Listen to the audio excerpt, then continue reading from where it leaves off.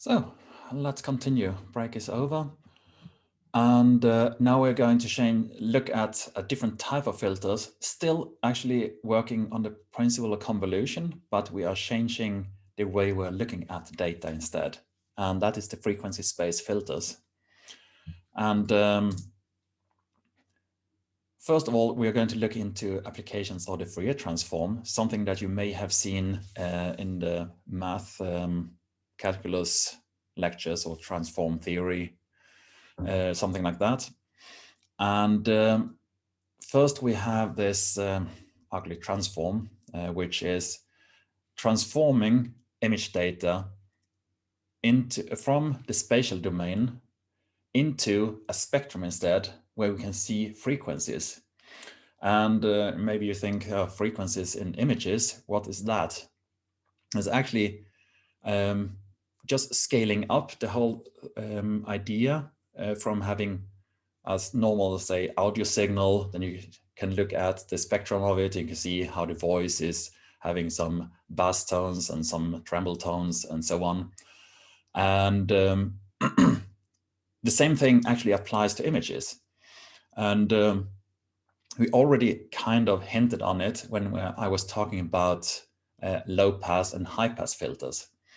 And in the image, you have the low frequency range, which is the slow variations. You have a little bit background, you have the main blob of the object. And when you go to the higher frequencies, you then have also more details like edges or something like that. Now, as images are 2 or even 3-dimensional, you can actually apply the Fourier transform and we'll have a frequency axis for each dimension. And that is what you see here. The traditional the traditional Fourier transform only has this part, but now we are talking about images as well. Then we have added on this part here. So it's actually an oscillation in 2 frequencies. And that needs to be calculated for the whole image. And it's also the Fourier transform also has an inverse. So if you have done something in the frequency domain, you can always come back to the real domain again. And that is what we want to work with actually now. The Fourier transform as such, again, a lot of integrals, but for the discrete case, that is images or sample signals, then we change all these integrals into sums instead. And for the computer, the best way of computing the Fourier transform is to use the fast Fourier transform algorithm, which is based on the fact that you can have data in the sequence of 2 to the power of something. Doing this, you can actually get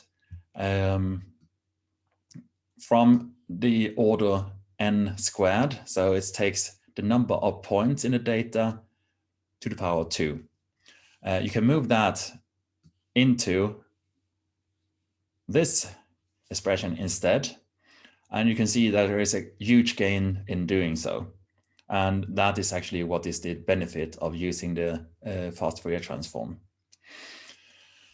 And let's go on and take a look at what does different signals look like. So let's look at these 2 signals. We have one a little bit slower. Its Fourier transform looks like this because we only have one single oscillation in this signal. Typically, you have frequencies both in positive and negative direction. That's why you see it as 2 peaks like this. You have the 0 frequency is here. And then we have a little bit faster oscillations in the image. And you can see that now you have the peaks. They have been moving out from the 0 point. So that means we have a higher frequency. And now if we do the sum of these 2, so we take this one plus this one, then we get this signal, which looks a bit messy. And if we compute the Fourier transform of this one, we actually get the peaks that we recognize from the individual signals themselves. So we have This would be signal 0, and this is signal 1. Signal 0 and signal 1. So it's actually that we can do the summing also in the Fourier space, which is a very useful feature of the Fourier transform. We can also look at noise. If we add noise in an image, it looks like this. We have these juggling balls, which I add some noise to. And now it would actually be good if I can show you this other one in a better way.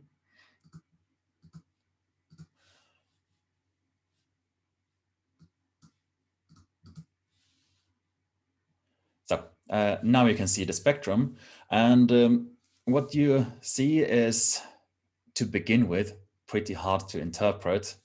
But if you look at the central part here, that is the bias signal, or the DC component of the image. So that's the large dark background, more or less.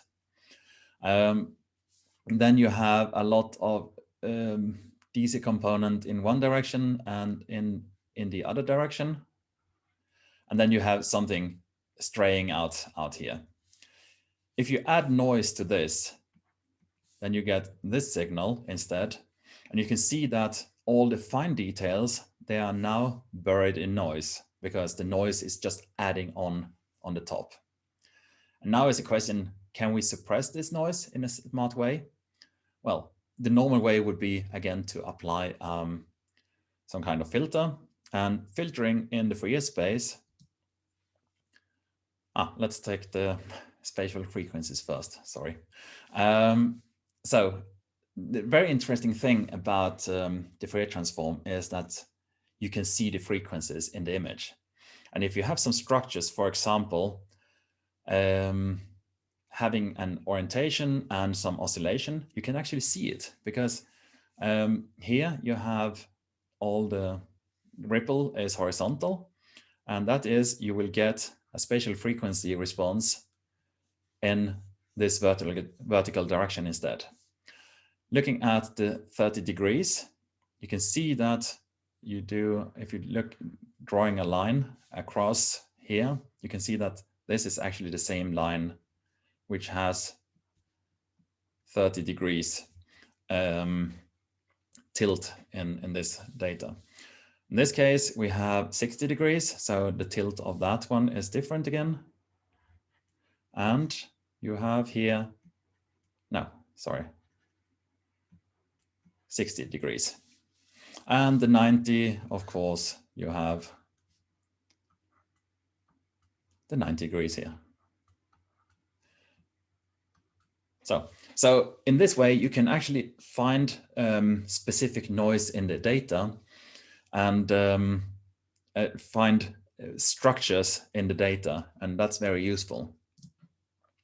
And that can be used in this example, which is so big now that I can't show it again. But anyway, here. So I got these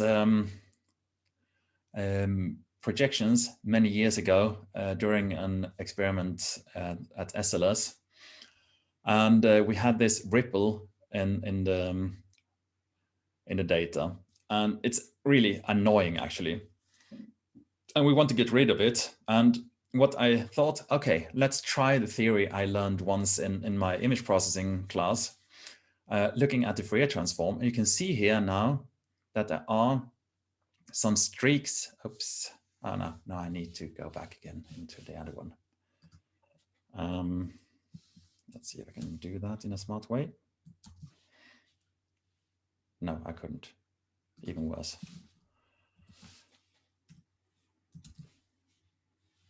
No, okay. I have set some size parameter up in the beginning of the lecture, and that's actually disturbing now. Sorry, I just need to go back up on the top and put here instead 100. So, sorry for this inconvenience. That was just to get you a nice printout in the handouts afterwards, but for the lecture, it doesn't work that good as I wanted. So let's try again. So now it's smaller. This is what I want. Yeah, this is what I want. And that wasn't that one. So now I can look at it and I can draw as well.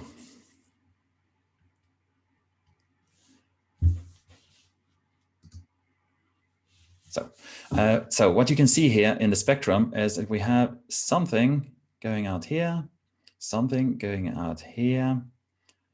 And again, on the opposite side, we have something going out like this.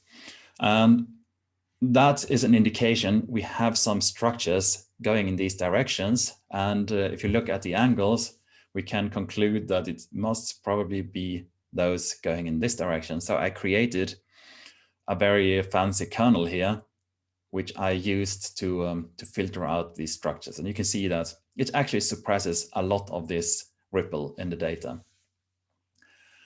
The question is now, how do I do this filtering? And actually, it seems like I have kind of dropped out one slide, but the convolution, if you have an image f convolved by a kernel, then, and compute the Fourier transform of that, then you can actually do it as the Fourier transform of the signal times, so it's a pure pointwise multiplication, the Fourier transform of the kernel itself. And this is a very useful property of the Fourier transform, that you actually can do the convolution by a simple multiplication instead of doing this complicated summing for every point. Of course, you have to do the transformation, but that is an operation you have to do. And the question is how complicated and how large the kernel is, if it makes sense to use the Fourier transform or not. In this case, with the kernel looking like this, I don't think I would even like to look at the kernel that looks like this in the spatial domain. It's probably pretty wide, and also it has some skewed properties. Once you have done this multiplication, you have to go back. So you have to do the inverse Fourier transform as I show here. And then you have the filtered image, which is this one. And the effect of it, this image that I showed you was a single projection in the tomography data set. But now that I have reconstructed all the projections, I get this case when I have unfiltered data, so including the stripes. And you can see here in different regions, you have some cloudy, blobby features, and that was pretty annoying for the segmentation. After the filtering, I got this image, so that was a pretty good improvement in image quality. Of course, there's a lot of Python functions, so you can do it using ND image. Another one would be scikit image. It's called scikit image. I'm using this or that depending on in what universe I'm working with. I tend to do more scikit image nowadays, but this was prepared a while ago, so I haven't updated it yet. But in principle, you can use ND image for the filtering, and you can use a scikit image. It doesn't really matter. It does essentially the same. For the Fourier transform, you go to NumPy again, and in NumPy there is the FFT library, and then you have FFT2, which does the fast Fourier transform of the image. Then for the inverse, you have to put an I in front of it. And this is practical function that you need to use, because when you compute the Fourier transform using these functions, it's a little bit peculiar mapping of how the data is. So the frequency space is organized like this, that you have the zero frequency here, and that would also be almost zero here and almost zero here and here. And what the FFT shift is doing, it's actually switching these coordinates, and with that you will get a spectrum looking like the one that we had in the images you saw instead. So it will look like this instead of something like this. And it's very useful if you define your kernels.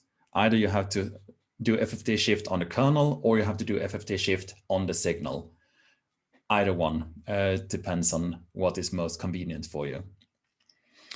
The Fourier transform actually produces complex values. So there are also some functions for supporting this. So you have the absolute of a complex value, you have the angle argument for the complex value, and you can also extract the real part and imaginary part.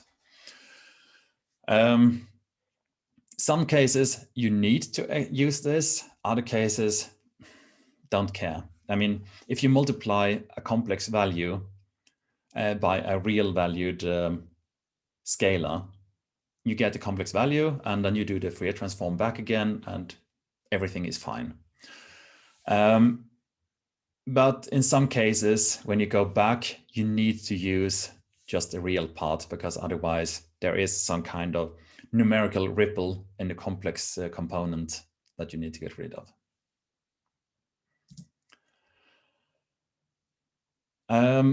Now to switch a little bit topic in the general field of filtering. One thing is very popular, or has become very popular over the last 2.5 decades almost, and that's working with scales in images. So first of all, we have a problem with our basic filters, that they're not so good at handling signal to noise ratio. They are not so good at handling texture noise. So we need something different, something new. And the solution is to work with scales. And you can work with these scales in terms that you have the original image, which you downsample. You get a different scale, maybe half the size, and then you downsample again and again and again. And working with the filtering on these different scales and then combining the information back again has proven to be very useful in noise reduction and other filter techniques. And one very popular way is to use wavelets, which actually does this scaling for you. But it's not only that, it's making it possible to do this downscaling and then actually come back again to what you had. And what the Wavelet Transform does, it has the signal, and it produces a trend image and a detail image. And when you do the next scale, so actually you apply the Wavelet Transform several times. So what you do to get to the next level is you take this one, the trend part, and do the Wavelet Transform on that one. And then you get a new trend, half the size, and a new detail. And then you continue doing that as many times as you think you need for doing the task you want to. And the Wavelet Transform is based on some kind of filter kernels that you apply, or also called wavelet bases. And there are very many such of different sizes, of different characteristics for different purposes. Wavelets are also very popular for doing compression, because it's easy to take out information when you work with wavelets. And it's also actually one of the original ideas behind the JPEG compression that you probably have seen many times in different images. So let's look at an example. We have this wavy signal and a square wave. On top of it, I have some noise. So this is actually the signal I want to look at. When we decompose it, you can see that the trend part is now a little bit less ripple. And you have the detail part, which is only essentially the noise. Maybe you can distinguish these two features here, which actually corresponds to the edges, the frequencies around these edges. And then you can do another decomposition. This looks already smoother again. And here now it's started getting hard, but I believe these two are the ones corresponding to the rising and falling edges. And then we can do yet another one, and it almost looks like the sine and the square wave without any noise. And then you have this one. So this is how the decomposition works in 1D, but now we have to change into images, and this is how it works. We have 2D data, so that means we have two directions, and that is actually what is going to do. We are going to work with in the 2D wavelet transform. So we have the trend still the same, but now we have the trend and the detail in the horizontal direction, and we have the trend in the horizontal direction here and the detail from the vertical direction. And here you have some kind of diagonal information in the image. So if you decompose an image, you get this quad here, where you have the trend and the different components. And this one, the A1 here, is decomposed again to get this quad again, and so on. So if we take this original image, the test image here, you can see that we have clearly vertical edges, we have clearly horizontal edges, and then from the trend, we do the next decomposition, and then we have again the vertical and horizontal, some diagonal information. You could barely see any diagonal information in this one, but now on the next level, you can start seeing it. And if we go to yet another level, you can actually see a lot of structures in all the components. And then we have the original or the trend on this level here. And from this, we actually able to go back all the way to the original again, because you don't lose any information as it is with a wavelet transform. So if we want to use it for signal filtering, what we can do is to say that we look, so we know the noise is high frequency stuff, so it must be in the detail. So let's focus on the detail part here. You can see here that there is a lot of ripple, and a very simple filter is to just set a threshold. Everything which is below this threshold is considered to be noise because it has too low amplitude, and a few things that go above it, like this one and that one, possibly that one, and that one, and that one, those are considered being real signals. So those we want to keep. And our filtered spectrum now, our filtered detail looks like this, and the rest is set to 0. So this is what we get back. And then we combine the trend, the original trend, with this manipulated detail, and together we get this filtered signal. It's a very simple example, but you can see at least that there is some filtering effect. Wavelet filtering is usually more complicated like this, but the basic principle is that if you want to reduce noise, you work on the detail and do some manipulation, and then you come back using the trend as you knew it. You can probably also improve the quality by going on different levels. Here I only did one decomposition and went back again. You can also do 2 or 3 decompositions and then join it back. And with that, you can get different scales of features that you can filter out in the image. So here is an example. I had this noisy image and applied just this kind of filter that I showed you. And you can nicely see that it does remove the noise. Actually, I didn't compare this one to what it would happen if I took a Gauss filter, for example, or a medium filter that I could have done. But anyway, you can see that there is a clear noise reduction here, but also that you have these strange ripple features in the data.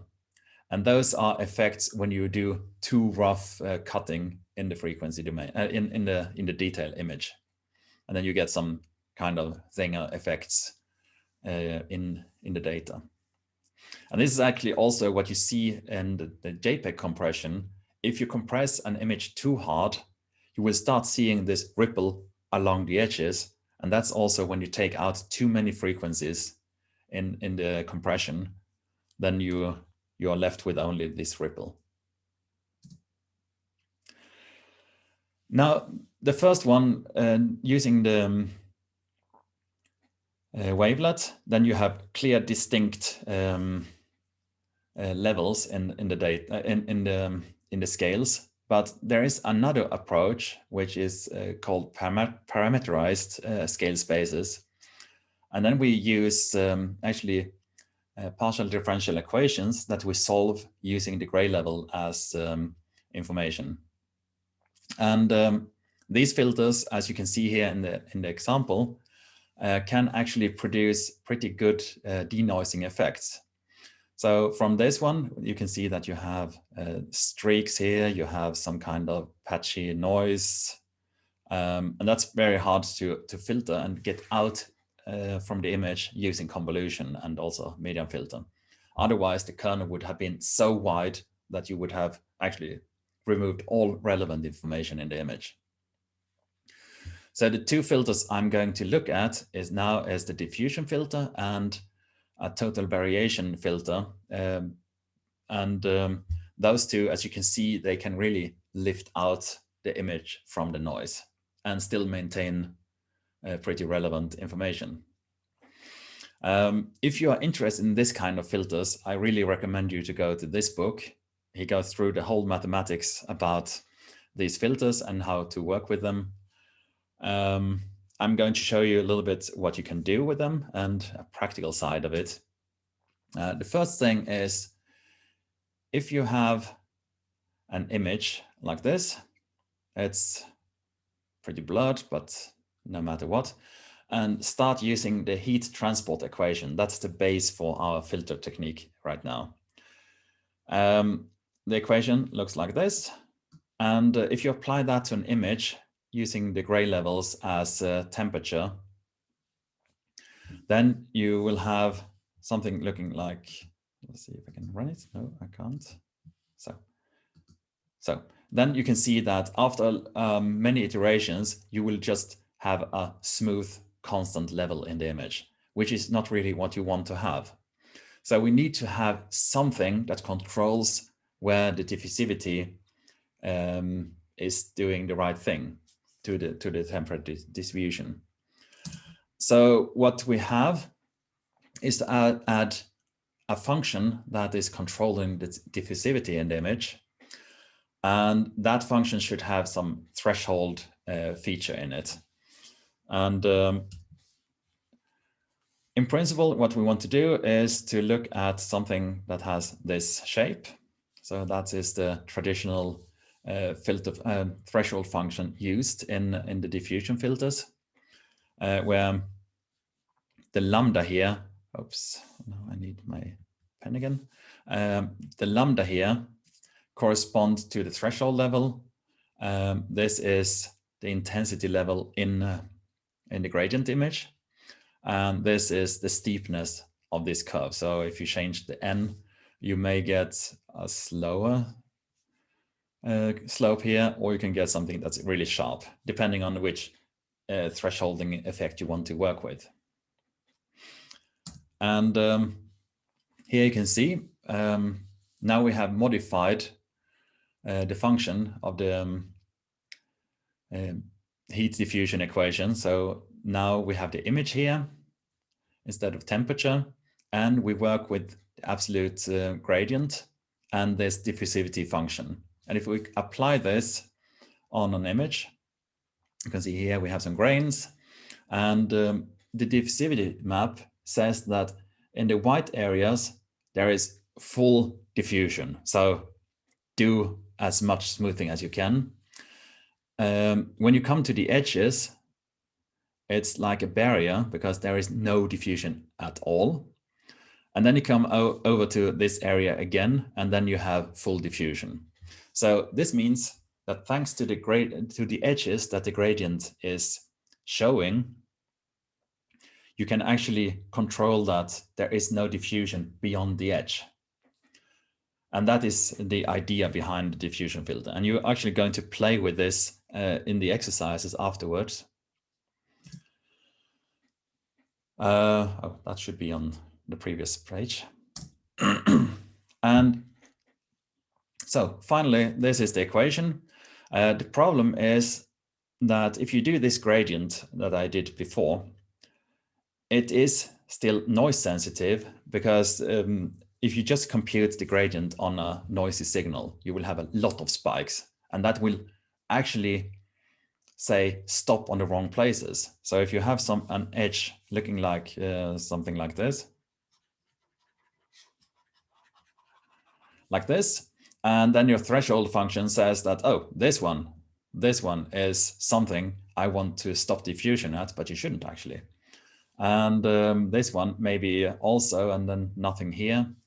And that's very confusing to the algorithm. So what they do is to add a smoothness function. So actually, when you compute the gradient, you do it on a Gaussian filtered edge, on a Gaussian filtered image, and then the edge will be something like this instead of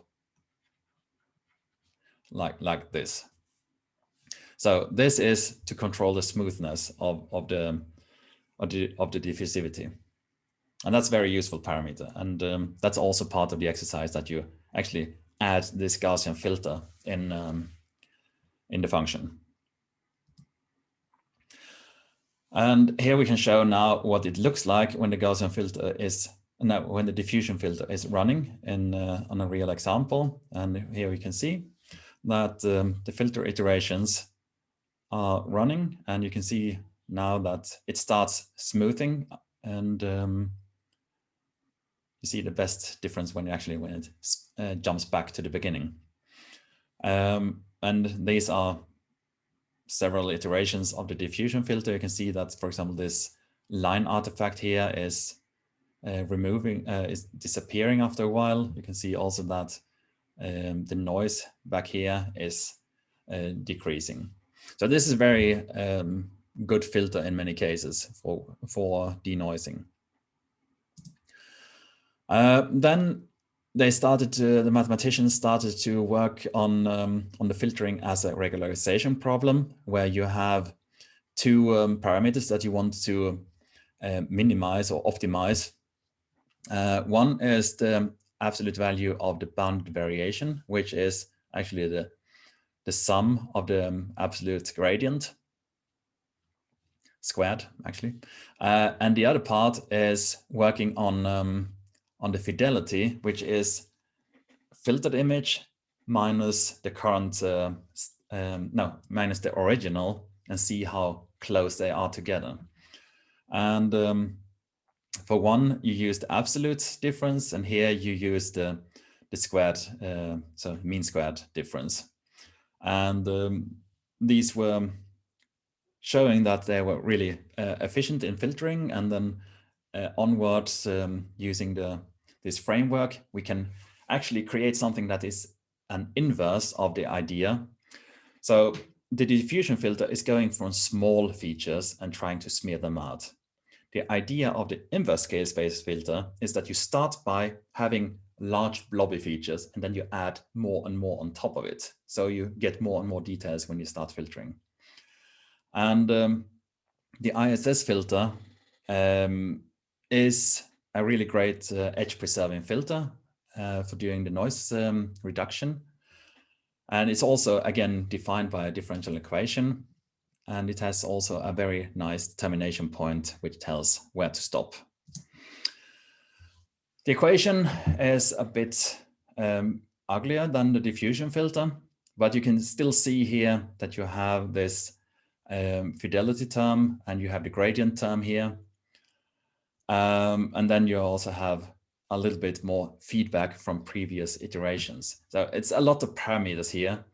And the ones you need to tune when you work with this filter is the lambda and the alpha.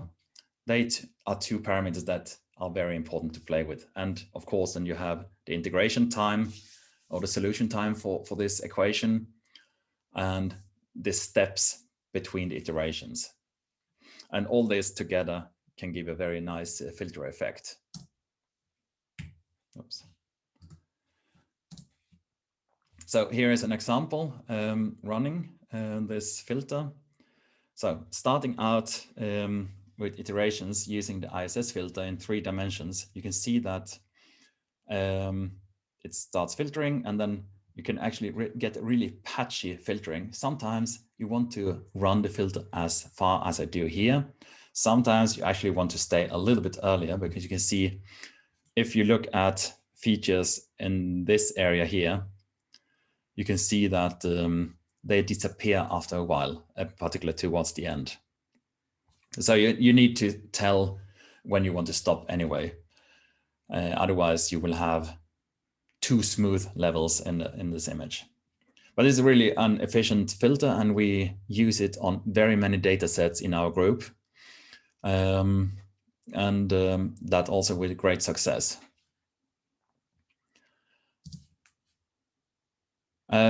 Looking at how the filter works at different times in the processing, you can see here that if we have a noisy image, we run 30 iterations, 60 iterations, and up to 999 iterations. You can see that there is an interesting shape of this curve, that it goes up first and then goes down again. This shape depends on what you have as a starting image. In this case, I used the original as a starting image. You can also use a 0 or a constant level as a starting point. But I get the best stability in my code using the original image. And usually we are getting the best filter effect when we are in this area here. So you can see here between those. Then it goes back. Actually, it feeds back the noise again. That's an interesting effect. But anyway, with 60 or 30 or 60 iterations, we get a pretty good image effect, in a filter effect in the images. Yet another filter which came up some years after these inverse scale space filter and diffusion filters. It was in the around 2010 or something like that, I think, is the non-local means. It's working on a completely different idea, very simple actually. We want to change the way we think of how we smooth things. In normal linear filtering, and also in the PDE filters, we look at the very local neighborhood. In the non-local smoothing, you want to look at regions with the same intensity and intensity configuration, and those are filtered together or averaged together. And this is a very interesting approach, meaning we can actually compute these weights. Looks very ugly, this one, but in principle what it does, it's actually computing the sum of so it's doing a convolution kind of. So if you have an image, and this is the point actually where I switch to another slide. Let's see if I can get that one. No, I can't. Where has that disappeared now? Now I have to go back and go to that one and go up again. So let's go for this notebook instead, where we have an image which I want to look at. We have different neighborhoods in this image. You can see you have some sky, you have some shadow areas. And looking here, you can see that the intensity in this area is much brighter than in this area. And this is something we want to look at now and compare. If you instead look at the red dot here and the yellow dot here, they are essentially the same. So that means actually this filter would like to compute the average of these areas together. And that is what's going on in the filter. And then we come to this equation that I showed. And now you can compute weights using this function. And now you have this point, and it computes all the weights for each pixel in this image. And you can see that some of the pixels are not used at all, while some, for example, up here in the sky, are used a lot. If you then look at the stern, it's in the shadowy part, you can see all the shadows are used to compute the average value for this part. If you go in the clouds, you can see again that you have the bright part here in the stern, but nothing of the shadows. And that is what we are going to, what is used in this non-local means filtering. And then you can set also a threshold function that varies how sensitive this weighting is. And when we put everything together, we can actually run a denoising using non-local means. This is a package you have in, I think it was Scikit image. Let's see. No, it's not here. Oh. Let's see where we have it.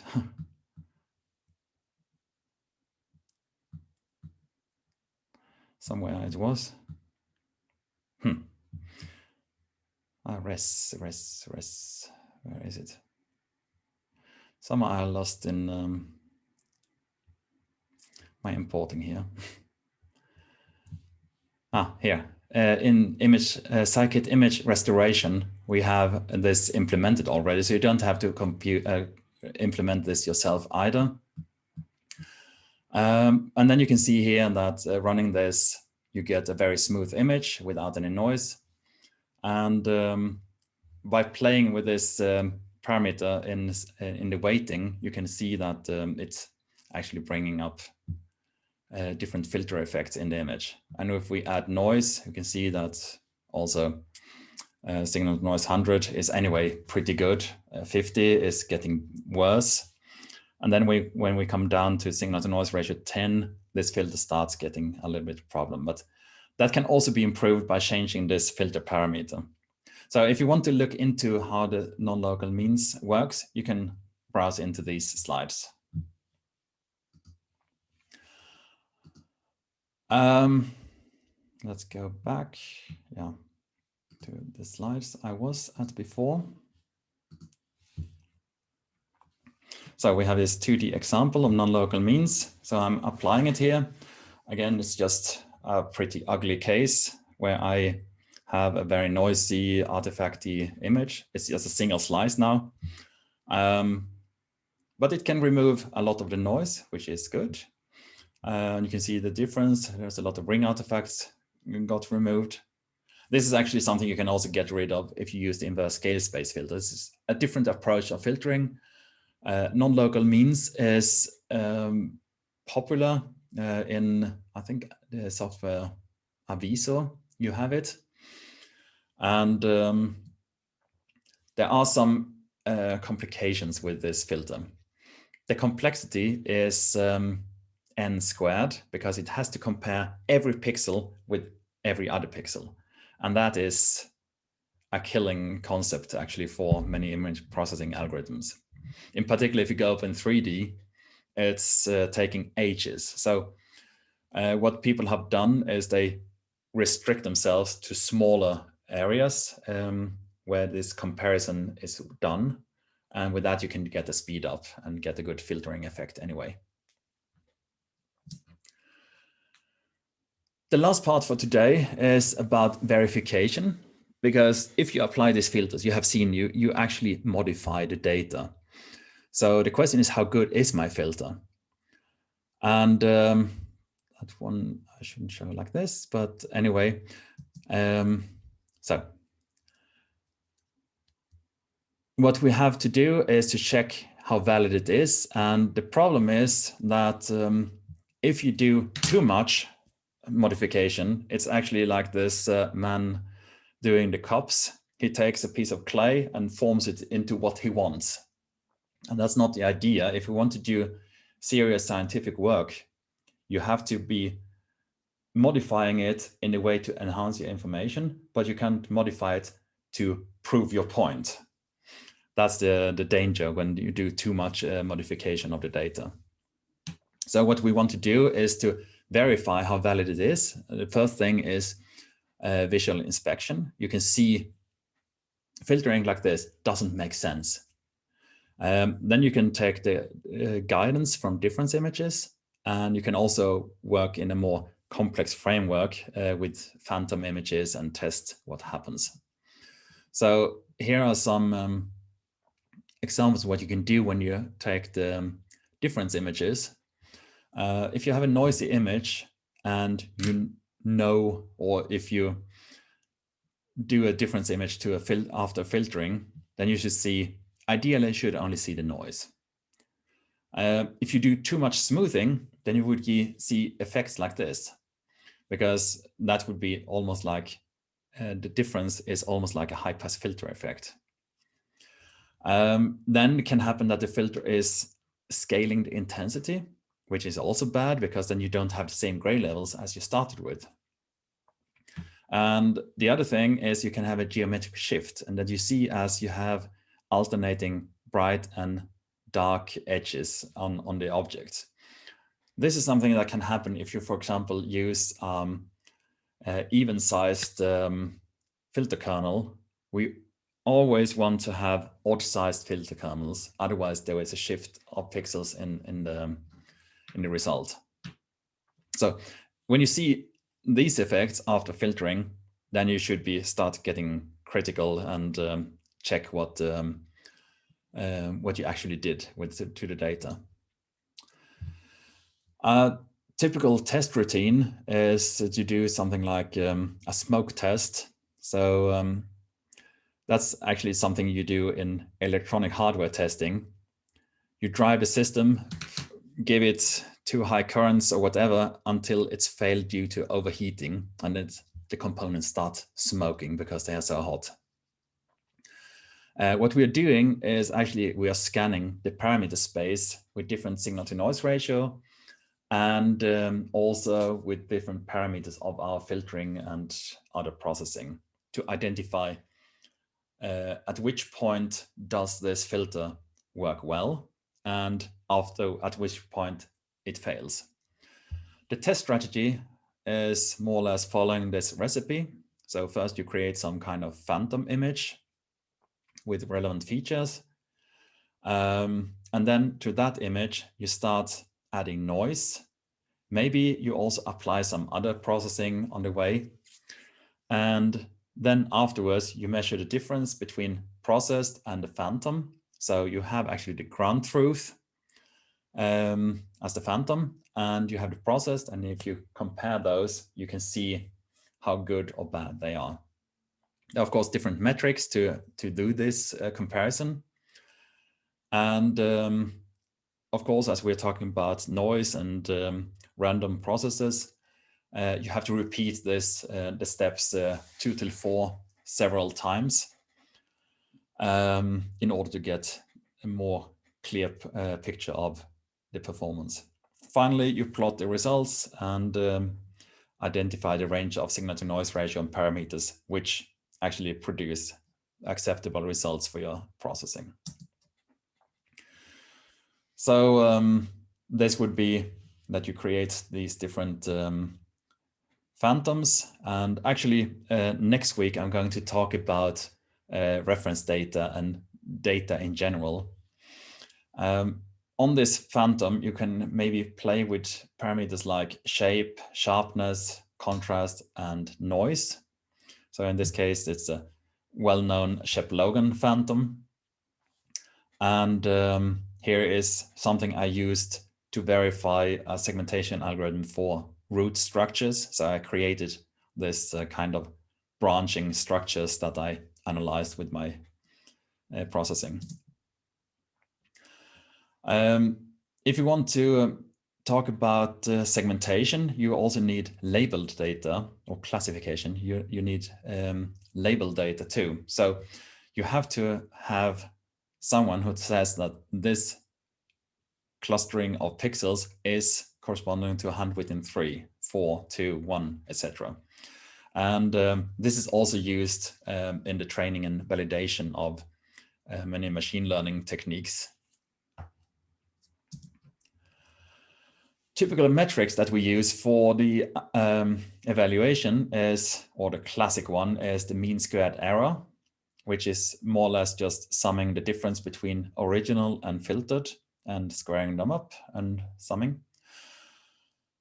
Another one which has become more popular is structural similarity index, which not only looks at the difference, but also about the local mean of the two images, the correlation between them, and also the standard deviation within each image. And then they had some bias coefficients, which essentially are constant. They recommend in the paper to use a single one, and that is essentially what people are using. Sometimes people are tuning it a little bit, but that depends on the image dynamics, but more about stabilizing this this equation a little bit, so you don't get infinites unwanted. And then, of course, you can compute this for larger areas. So you take the average value of this SSIM value. Here's an example when I run tests with these root structures. So I created different structure sizes. So I have 1, 2, 4, 8.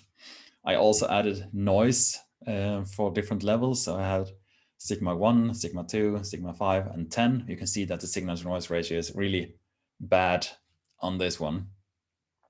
And this is what I tried out to run. And the results, I think, is hidden to us. No, it comes on the next one. Okay, sorry. So, and here you can see what happens when I run this. I did a lot of runs for each position. I look at the different contrast and noise ratio. And you can see in the first case with radius 1, my algorithm didn't work at all on this case. If you increase the radius to 2 voxels instead, then you can see that the methods are working a while. But after a while, they break down. And this one has like a threshold effect that after a certain point, it just breaks down completely. So this is to test under which conditions can I detect different sizes of roots with what reliability. And this is something that you should run also when you start building up your own analysis workflows to check that it actually gives what you want to have. And also under different conditions. So last is the summary of the different filter types. We have tried many different types. I have made a matrix here where we have different signal to noise ratio in this direction and using different filter types. I have the box filter, I have medium filter, wavelet, nonlinear diffusion, and the ISS filter. And you can see how they work in the larger scale. And also here you can look in the detail of the cross in the middle, what happens. So you can see here that it's getting noisier and noisier. And these filters, they are not very reliable if you have a very low signal to noise ratio, whereas you can get relatively good results with the diffusion and ISS filter. What you see here is an effect of this edge diffusivity, that the edges are kind of blocked out, and that means there is no filtering effect. along these edges. There are, of course, different implementation, but the particular one I used in this example didn't have the smart implementation that actually also filters along the edges. And the ISS filter can actually bring out pretty nice results. Okay, it's a little bit rounded here at the edge points, but otherwise we have pretty nice straight lines without any noise in it. So this is also the reason why we use this filter very much in our work. And well, this brings us to the end of today's lecture. So we have looked at very many ways of suppressing noise and removing artifacts using convolution, medium filters, wavelets, PDEs. And which one you select, that really depends on what you want to do, with the data, and what quality you need to have to achieve this, but also the available time. A convolution is really fast, so it's quick for getting a first idea. Maybe it's also sufficient for what you want to do. If you start solving the differential equations, it of course takes longer time. And if you have large data sets, as we mentioned last week, when we go up in several terabytes to process, then you may not have time to spend 20 minutes for one image, but rather you would be happy if you can do it in, say, 1 minute instead. And that is then what you have to decide when you're doing the mass production of using your filter. But important is to know a good measurement is in general better than enhanced bad data. But in case you get very noisy data because that's the experiment conditions you have, then of course we have methods that can solve a little bit of those problems for you anyway. And that concludes today's lecture. I'm going to stretch my legs a little bit and then we can go on with the exercises. Thank you for today.